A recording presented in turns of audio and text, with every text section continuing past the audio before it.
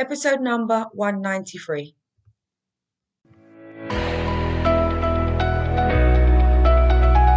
Hello, you're listening to the Career Changemaker podcast. Having the courage to leave a career that you have worked hard to build and try something else can be tough.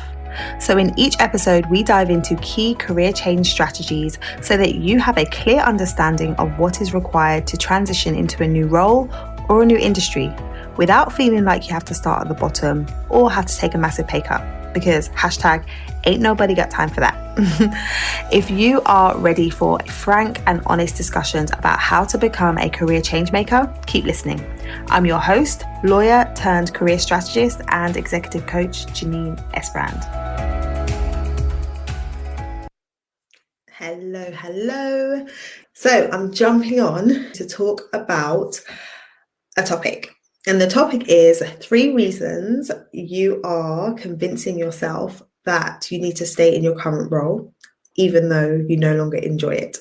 So I wanted to talk about this topic because I've been doing a lot of reflecting recently. So I want to dive in and talk about this topic because since I have made the transition away from being a lawyer and a coach to being a full-time coach and business owner, I've had a lot of questions from people who've been asking me about how I went about making the transition, why I chose to make the transition from being a lawyer to running my own business, and how I kind of came to the place of taking the plunge.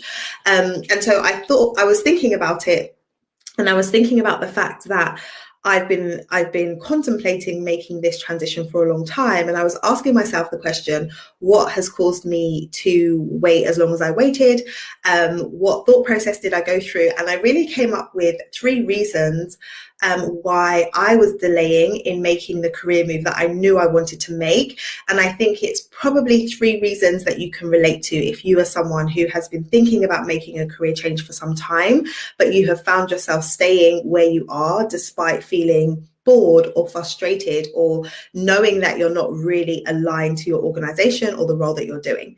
So I wanted to break it down and I wanted to talk about it. So the 3 reasons. So the first reason why you might be convincing yourself. And before I go into the reasons, I want to talk about why I've chosen that word convincing, because it is really about convincing yourself to stay if you're in the situation where you find yourself feeling frustrated, you find yourself saying, I don't want to do this anymore, but yet you're still there. So you're coming up with reasons why you need to stay. Right. And that's why I'm saying it's convincing, because you have an idea of what you want to do. You know you want to make a transition, but yet you're staying where you are. And then you go through a thought process that tells you why it is you need to stay in this position. So you're convincing yourself that it's the right thing to do to stay. But the reality is it's not enough, because you keep coming back to the same place where you're saying, but I'm not happy and I don't want to do this. And you feel like you're going back and forth with it. So it is really convincing. But here are the 3 reasons. So the first is doubt. And I think doubt is a big one. So doubting whether it is even possible for you to make a move into something else. So you may look around and you may have seen examples, or you may have heard of other people who have made a successful career change. But in the back of your mind, you're saying to yourself, yeah, well, it's okay for them. So yes, they might also be a lawyer like me, or yes, they may also be in the same profession as me, but their situation is different from mine. They have a different list of credentials, or they have a different background, or there's various different reasons why they are so different from you that it isn't going to be possible for you, even though you see that it is a possible option, even though you see that there is a way to go down the route that you're considering. You're not seeing it as possible for you. So that doubt can really, really keep you where you are, because you're saying to yourself, like, could I really do it? I don't think I could really do it. And then a number of different things might come up for you, like, I've been in my industry for too long. I've been practicing in this way for such a long time. I'm too old. There's lots of new people who are younger and brighter than me going into the industry that I'm thinking about moving into. It's not going to be possible. And you have all of these thoughts that are playing out in your mind that are just feeding into that doubt that you have around whether or not this is possible. And so as you dwell on those thoughts, as you entertain those thoughts, they really turn into beliefs.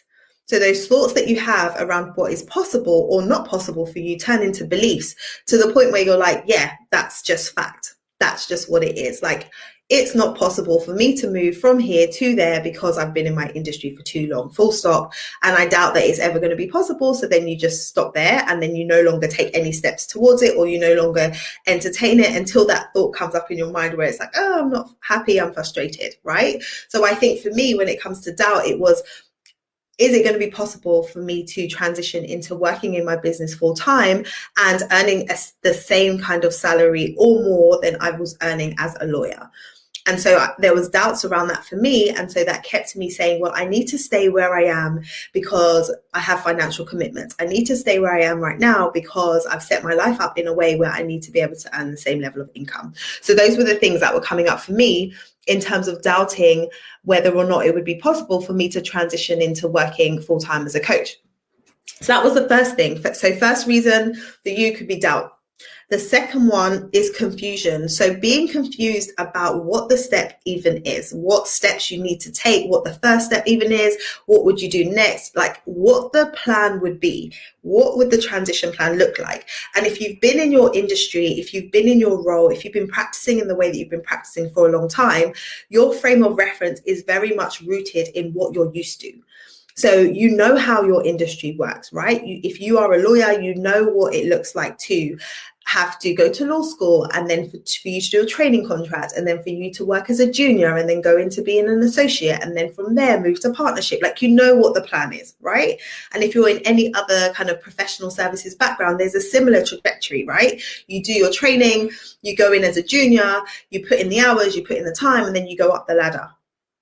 And that's what you know. So that's your frame of reference. Like, when you look around in your professional circles, that is how people do things. That is what you're used to. And so that's all you know. So when you then start to think outside of that, and you think about stepping outside of what you know to be the norm, there's confusion. Your mind is just like, oh, what's this? What's this now? What's this? Like, you don't even know what it looks like outside of your sphere, or, you know, where you're used to operating. And because you don't know what it looks like, because it's confusing to you, because it's different, you just retreat, and you're like, this is a whole different world. Like, this is a whole new kettle of fish. I don't know if you are a parent, and you know, when you were planning your pregnancy, or you were planning that transition into being a mother or being a parent, you might have read the books, right? You read the books. They told you what to expect from your baby. They told you all the things, and you were prepared. Like, you were prepared. That's how I felt. I was prepared for motherhood. And then when my baby came, I realized that he had not read any of those books, because he was not complying with the books. He was not doing what they said he would do. I looked at it like a formula. Like, the book said, if I do this, he would do that. And the reality was that he didn't. And what I realized was, this was a whole new world. Like, I had no frame of reference for this. Everything that I knew up to this point, like, did not entail all that I was experiencing. And all of the books and the resources that I tried to use to prepare myself did not fully prepare me. And it was just like stepping into the twilight zone of like, is this really what goes on? And why has nobody ever told me this? And why did nobody tell me it was going to be this hard? And I had all of these questions about this whole different world of motherhood that I had no idea about. But the reason why I had no idea about it is because I wasn't a mother before. I didn't need to know. I didn't need to know all of these things about how babies operate and how you need to be able to care for them. I didn't need to know that. So I didn't know it. And so it's similar for you if you are operating in your industry and working in the way that you've always worked. There's certain things that you don't need to know outside of what you do on your day-to-day basis. And so you don't know about it. But when you step outside of that and you do start exploring other worlds and other ways of doing things, you realize that there are different ways of doing things. And there are different ways that companies function. And there are different ways that you're able to work. That it doesn't all have to be what you know to be true. And when you realize that, and you're willing and open to exploring the alternatives, that can really open up your perspective, and that can really open up the possibilities for you in terms of what you think you can or you can't do. So the confusion that you have is often because you're trying to make decisions based on limited data. And I talk about this a lot around data-driven decisions. If you don't have enough data to decide what it is you need to be doing, then it isn't that you need to say, okay, well, I can't make the move. It's that you need to go and gather that data. So when I was confused about, well, how do I transition from having a business on the side to making this a full-time business, there was confusion. There was confusion for me because I was like, I don't actually know how I'm going to make this work. I don't actually know the steps that are required. But when I took the step outside of, I'm in my lawyer world and my lawyer circles, and I moved into the business world and the business circles and connected with different types of people and worked with different types of mentors and coaches and got the guidance that I needed, then so many things opened up for me. So much understanding opened up for me. But I wouldn't have had that had I just stayed where I was, just saying, I don't know how I'm going to be able to build a business or grow a business, right? So it does take courage to kind of step outside of what you know, to start exploring outside of what you know. So that's the second thing that can really be holding you back. It's the confusion piece. I'm confused about what I would even do. So what we need to be doing is stepping into, okay, well, what steps do I need to take to get the knowledge that is required so I'm no longer confused? So that's the second thing. And third thing, which I think is a big one, which it took me a while to kind of pinpoint, was or is guilt. Guilt. And here's why it's guilt. Because the likelihood or it's likely that if you are somebody who's worked hard to get to where you are in your career and you've dedicated a lot of time, a lot of resource into getting to this stage, you've worked hard and you're in an industry or you're in a role that a lot of people may have wanted to get into, have tried to get into, haven't succeeded in getting into. And so the idea that you would work so hard to get somewhere and it might be a sought after role, and then you're going to walk away from that and do something different, there is an element of guilt that comes up because it's like, I feel bad, like on the outside to other people, this looks like fantastic. This looks like a fantastic role. This looks like a fantastic lifestyle. So what is my problem? I should be happy with this. I should be okay with that. And all the shoulds come up.